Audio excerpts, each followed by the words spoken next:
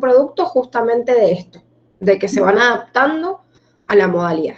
Bueno, vamos a corregir rapidito para que por lo menos les queden las opciones correctas y la forma en la cual debían corregir este TP evaluatorio. Sin embargo, obviamente, si tienen alguna duda puntual en alguna de ellas, me avisan. Tienen en la pantalla a la izquierda el TP evaluatorio de odontología, ya que odontología rinde con 5 opciones, pero en realidad lo que hemos hecho con la Dani es filtrarles las mismas preguntitas para que pudiéramos hacer la corrección a la par, nada más que tienen una opción de más. Y el de la derecha que dice medicina también es el de técnico, ¿sí? O sea, podría haber abierto cualquiera de los dos, pero en realidad no sirve a cualquiera de los dos. Así que los que están en técnico y medicina miran a la derecha, los que están en odonto a la izquierda de la pantalla.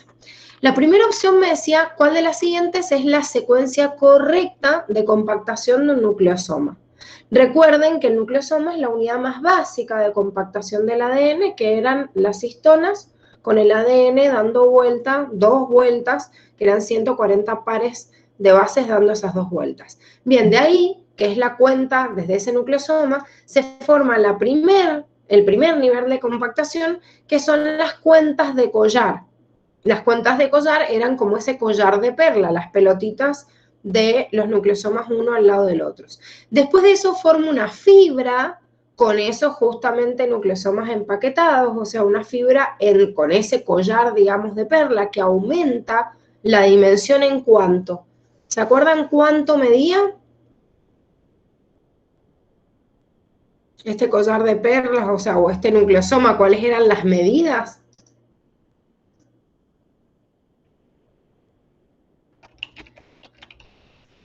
Quería compartirlo, pero no voy a poder sin...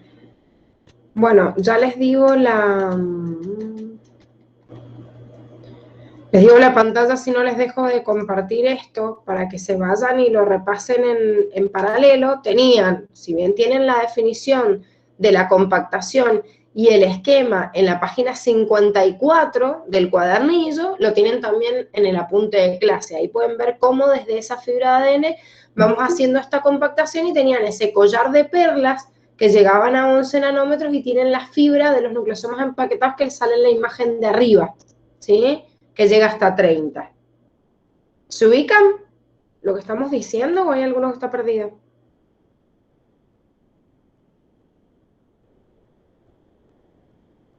Bueno, voy a asumir el silencio como que se entiende, si no cualquier cosa me avisan. Bueno, y de ahí ese nucleosoma empaquetado empieza a hacer bucles, de esos bucles hace espirales de esta forma, y después los cromosomas más compactados, que son los que llegan a tener 700 nanómetros, ¿sí? Cuando el cromosoma está completo y está duplicado, la dimensión máxima, digamos, o sea, lo más grande a lo cual puedo llegar en metafase es cuando el cromosoma está duplicado y me dice 1400 nanómetros de ancho, que estamos hablando de 1,4 micrómetros, o sea, les estoy hablando que un cromosoma compactado tiene un tamaño más grande que una bacteria, por eso se puede ver al microscopio óptico cuando el cromosoma está en metafase y no antes. Tiene el doble dimensión porque en realidad está duplicado. Pero si yo digo, ¿cuál es el máximo nivel de compactación de una sola molécula de ADN? Son 700 nanómetros, que sería la hebra de una de esas hebras del cromosoma. Bien, vamos al punto 2. En el punto 2 me dice la sustitución de una base por otra en la estructura de un gen no implica necesariamente el cambio de la secuencia de aminoácidos. ¿Esto por qué se debe? Y esto se debe porque si yo tengo el cambio de una base por otra, pero en el cambio de una base por otra, en realidad yo me encuentro con que esa base me da dentro del código genético una secuencia que es la que codifica un aminoácido igual, entonces, gracias a eso, yo voy a tener una mutación en el ADN, pero esa mutación en el ADN va a ser mutación silenciosa. Las mutaciones silenciosas, que es lo que me está haciendo el planteo de esta opción, hace referencia justamente a que gracias a que el código genético es degenerado, o sea, puede dar cada uno, esos códigos, distintos códigos pueden dar un mismo aminoácido, eso hace que esa mutación pueda de repente ser una mutación de tipo silenciosa, ¿sí? Entonces, la opción que tenían que marcar era la B, que me decía el código genético es degenerado. Ser degenerado significa que hay más cantidad de códigos para 20 aminoácidos. Hay 64 codones distintos para solo 20 aminoácidos. Y gracias a eso puedo en estas mutaciones puntuales que aparezca como silenciosa. Bien, la 3 me dice, si hablamos de la estructura del ADN, ¿qué es incorrecto?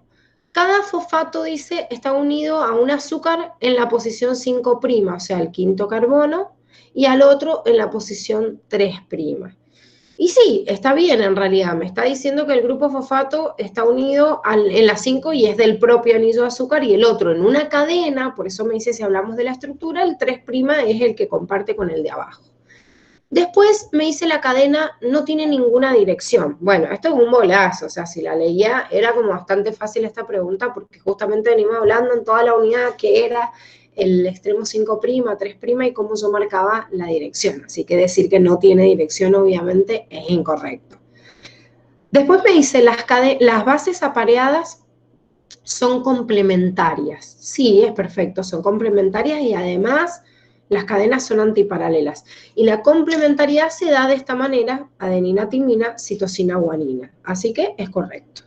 La D me dice, las cadenas son antiparalelas, o sea, una va para un lado, la otra va para el otro, y se corren en direcciones opuestas, es decir, la dirección desde el extremo 5' al 3' de cada cadena es opuesta, ¿sí? Esta opción que había que por ahí leerla un poquito más, igual la opción que tenían que marcar, que sería la incorrecta acá, era bastante obvia, ya habiendo leído por lo menos o tener un poquito de noción de esa idea general. Fíjense, perdón, me estoy olvidando de leer la otra opción de odonto.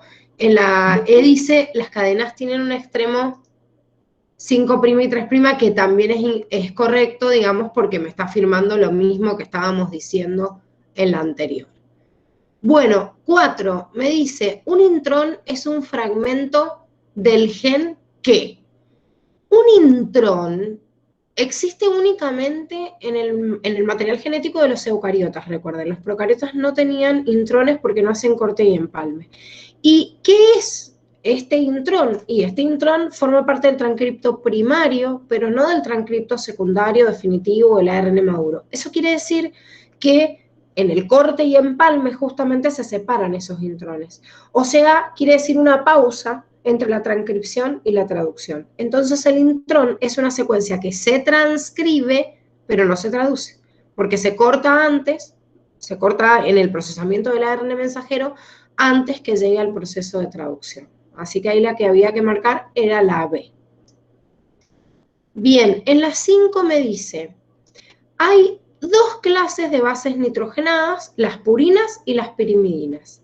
En el DNA, que es lo mismo que decir ADN, nada más con las siglas en inglés, hay dos tipos de purinas. ¿Cuáles son? Esto tenían que saber clasificaciones entre las bases púricas y pirimídicas.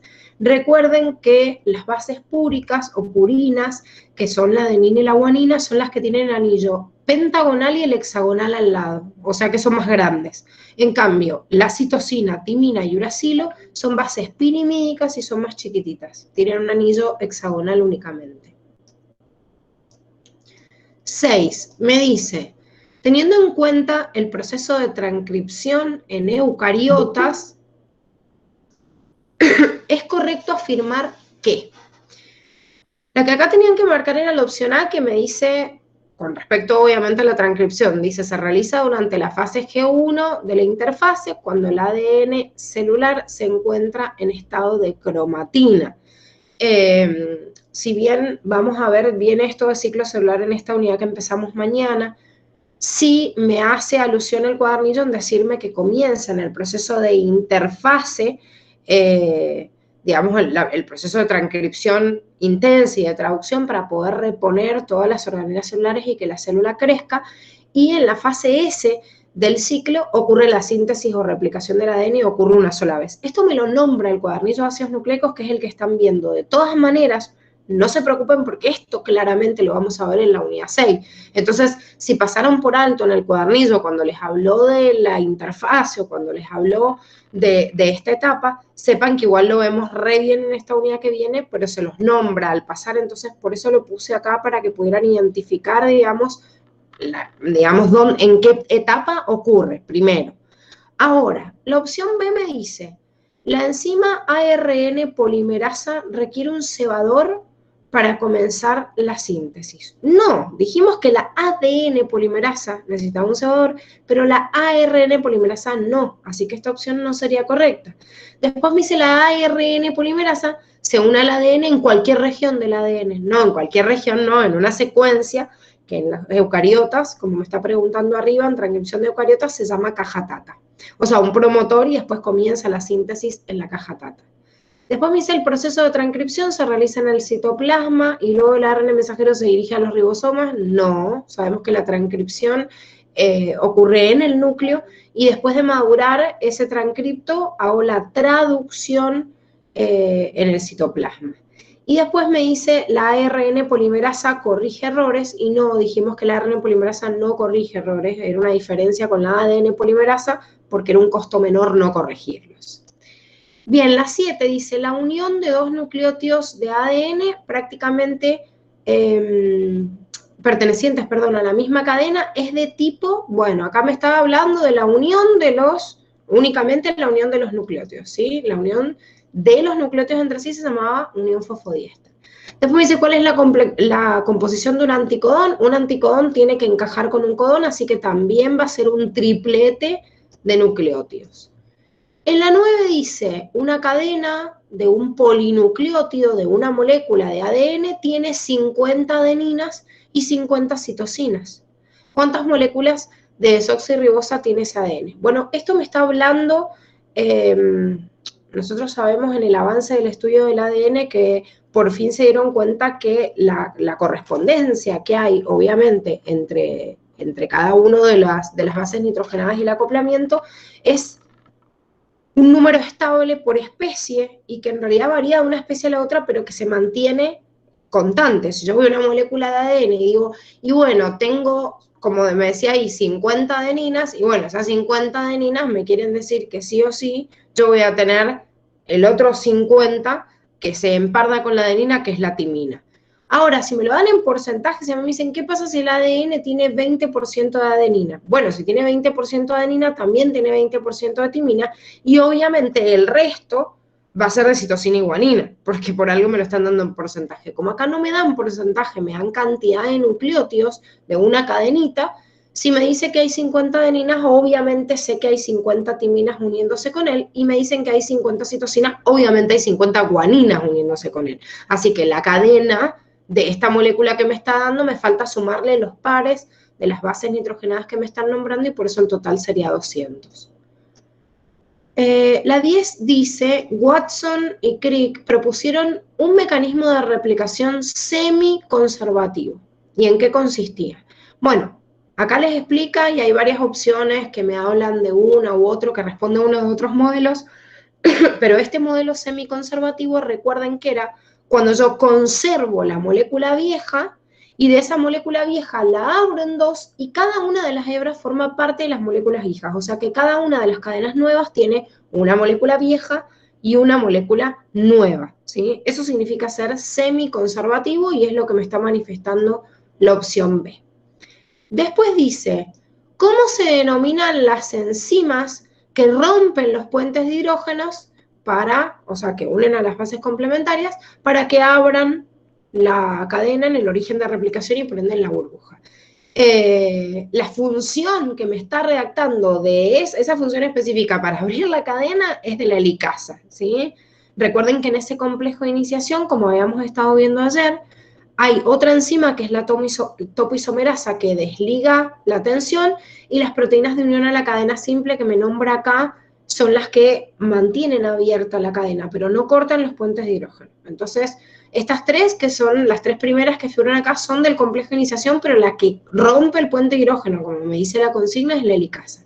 La polimerasa, obviamente, recuerden que es la que sintetiza la cadena, y la ARN primasa es la que coloca el cebador o primer. 12. La transcriptasa inversa cataliza la síntesis ¿de qué?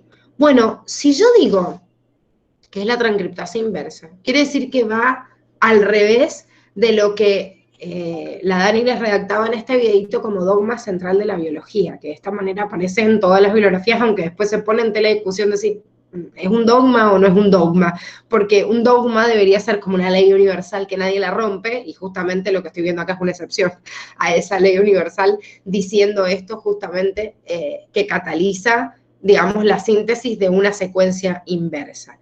Siempre voy desde un punto hacia otro. O sea, voy desde el ADN hacia las proteínas. Siempre voy así. Eso me dice el dogma central de la biología. En toda célula yo tengo las enzimas para que el ADN se copie a ARN y el ARN a proteínas. Sin embargo, solo los que tienen transcriptasa inversa pueden hacer este paso inverso. O sea, sintetizar ADN a partir de ARN. Normalmente esto no pasa. ¿Quién tiene transcriptasa inversa? En el cuadernillo les da el ejemplo de quién. A ver si alguno lo leyó y lo recuerda. Creo que de algunos virus, pero no me acuerdo cuáles. Perfecto. De algunos virus se los llama retrovirus. Y de estos retrovirus es muy importante, en el cuadernillo les sale ahí como ejemplo el virus del HIV. Pero no es solo el virus del HIV, el virus del papiloma humano, o sea, el HPV que produce cáncer de cuello uterino también, digo. El virus de la hepatitis B, hay muchos virus que son oncovirus, o sea, virus productores de cáncer, y justamente uno de los motivos por los cuales producen cáncer es por poder modificar el ADN. Copiar desde ARN a ADN, imagínense que nos invaden y nos pueden modificar nuestro ADN. Entonces, por eso pueden producir células cancerígenas y son como mucho más graves las infecciones con estos retrovirus o los virus que tienen justamente esta transcriptasa inversa.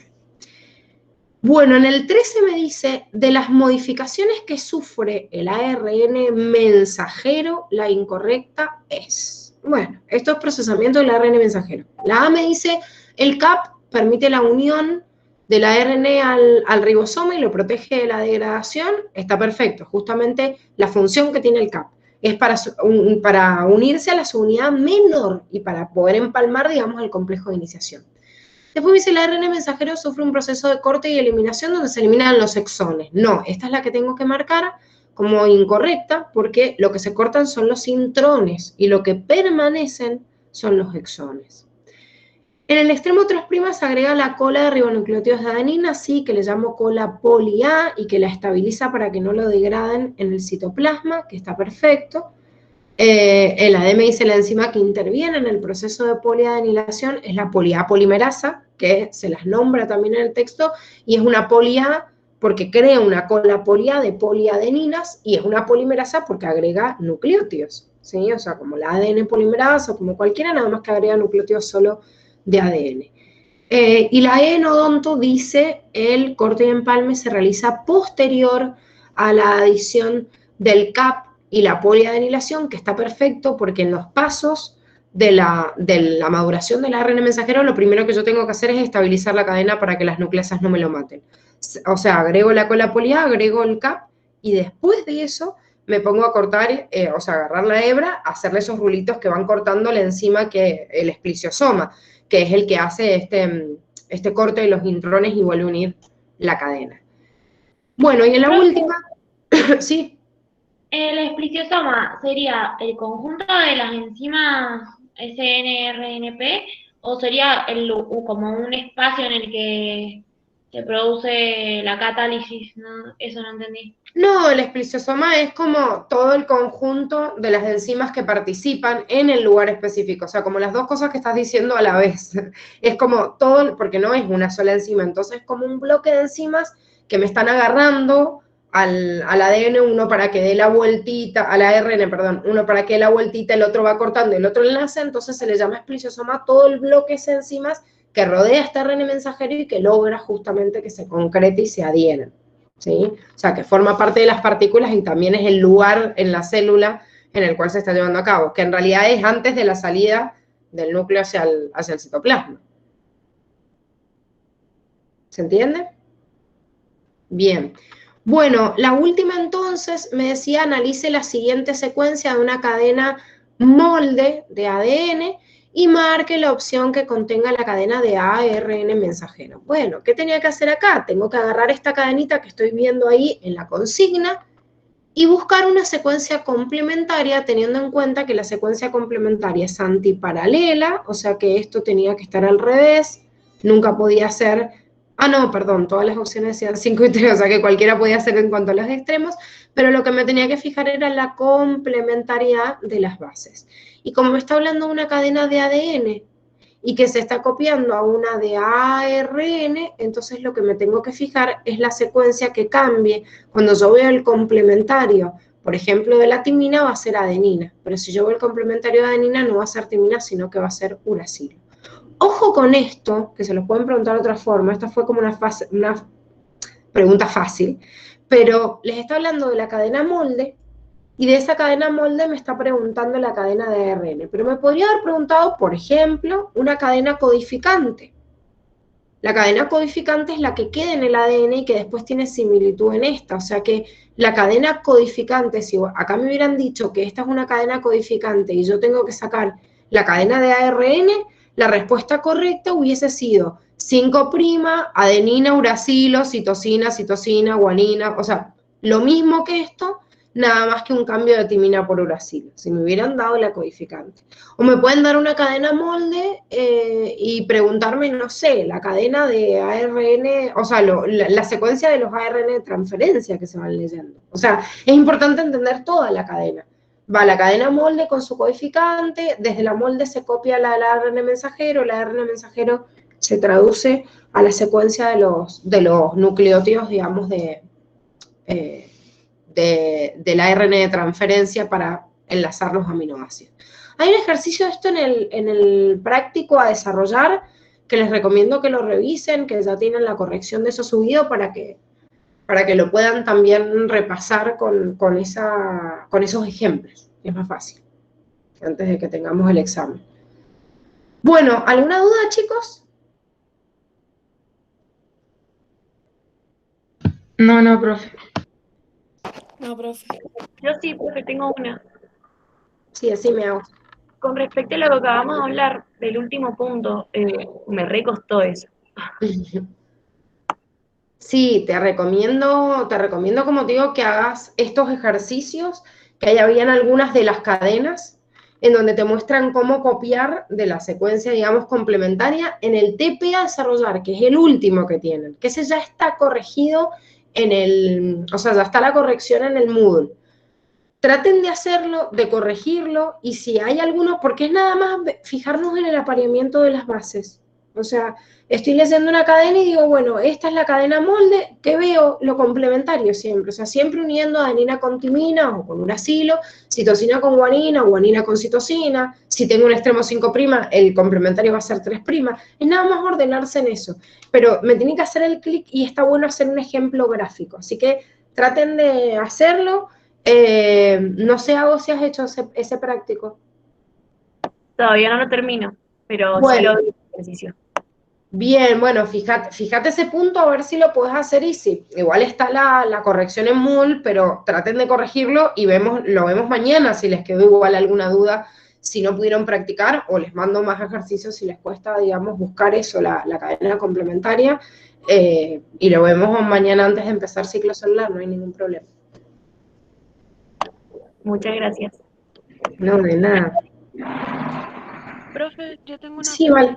una duda con la pregunta 13, La 13, sí.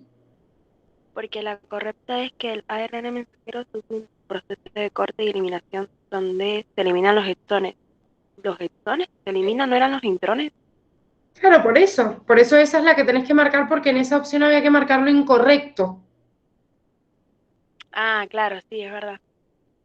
O sea, no, justamente lo que se cortan son los intrones y no los exones, y por eso lo tengo que eliminar. Todo lo otro, en realidad, que te está diciendo está bien. O sea, esa es la única que está mal en la pregunta.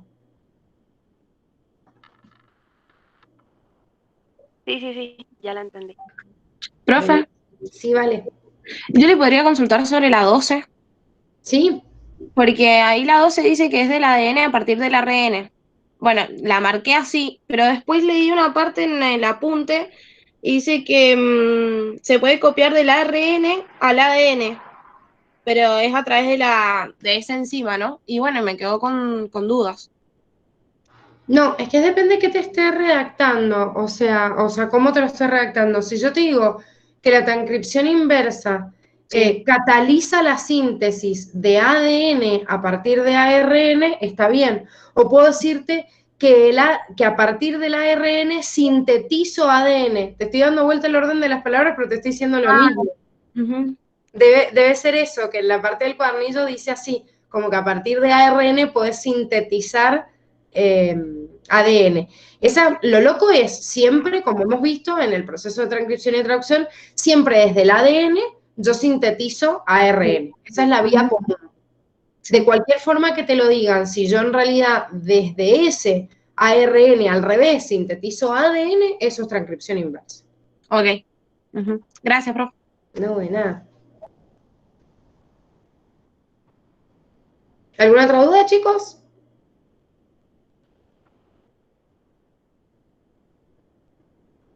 Bueno, si se les ocurre alguna mañana, no se preocupen, porque por más de que empecemos